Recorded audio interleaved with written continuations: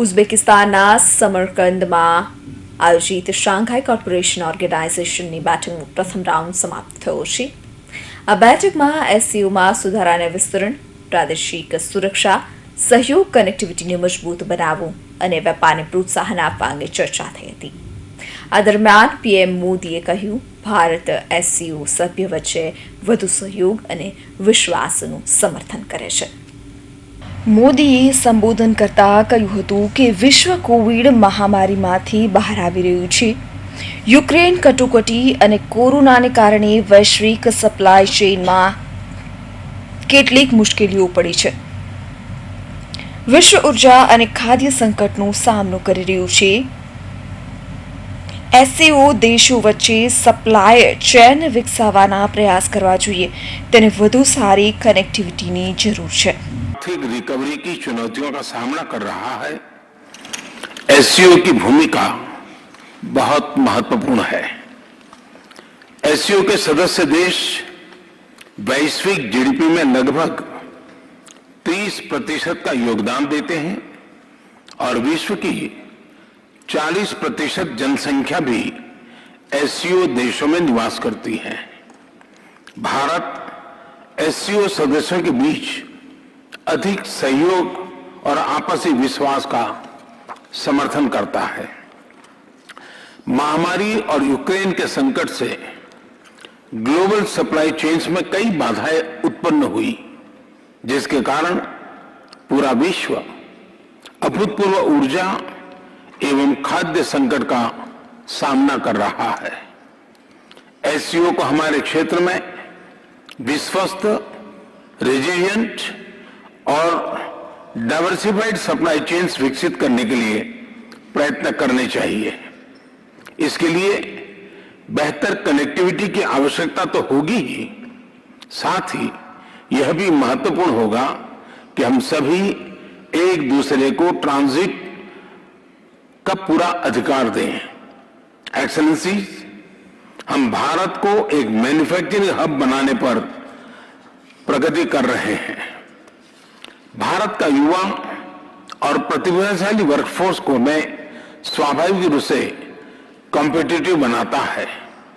इस वर्ष भारत की अर्थव्यवस्था में 7.5% वृद्धि की आशा है, जो विश्व की बड़ी इकोनॉमीज में सबसे अधिक होगी.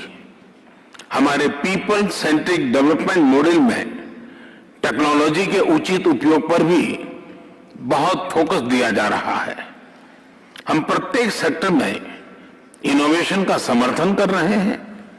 आज भारत में 70,000 से अधिक स्टार्टअप्स हैं, जिनमें से 100 से अधिक यूनिकॉर्न है. हमारे ये अनुभव कई अन्य एससीओ सदस्यों के भी काम आ सकता है. इसी उद्देश्य से हम एक नए special working group on startups and innovation की स्थापना करके एससीओ के सदस्य देशों के साथ अपना अनुभव साझा करने के लिए तैयार है.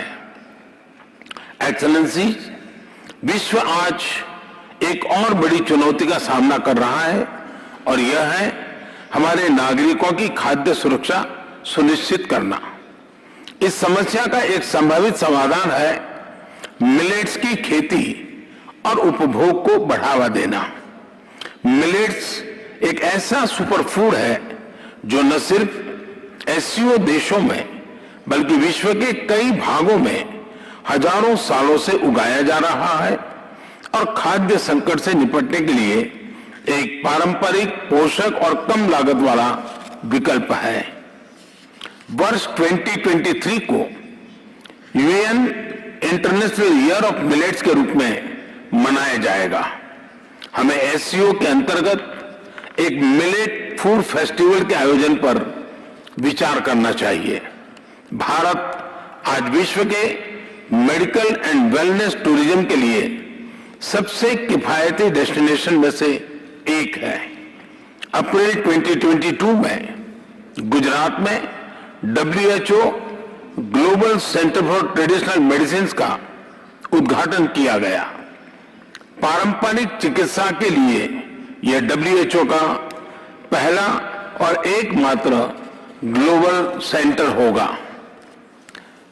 हमें एससीओ देशों के बीच ट्रेडिशनल मेडिसिन पर सहयोग बढ़ाना चाहिए।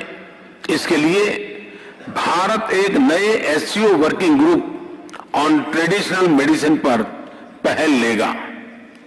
अपनी बात समाप्त करने से पहले मैं प्रेसिडेंट मिर्जियोयेव को आज की बैठक के उत्कृष्ट संचालन और उनके गर्मजोशी से भरे आतिथ्य के लिए फिर से धन्यवाद अदा करता हूं। बहुत बहुत धन्यवाद। પીએમ મોદીએ કહ્યું, એપ્રિલ 2022માં હુએ ગુજરાત મહાતના ગ્લોબલ સેન્ટર ફોર ટ્રેડિશનલ મેડિસિનનું ઉદ્ઘાટન કર્યું હતું. હુ દ્વારા પરંપરાગત સારવાર માટે તે પ્રથમ અને એકમાત્ર વૈશ્વિક કેન્દ્ર હતું. એસસીઓ દેશોમાં અમને ટ્રેડિશનલ મેડિસિન પર સહકાર વધારવો જોઈએ. ભારત આ માટે પહેલ કરશે.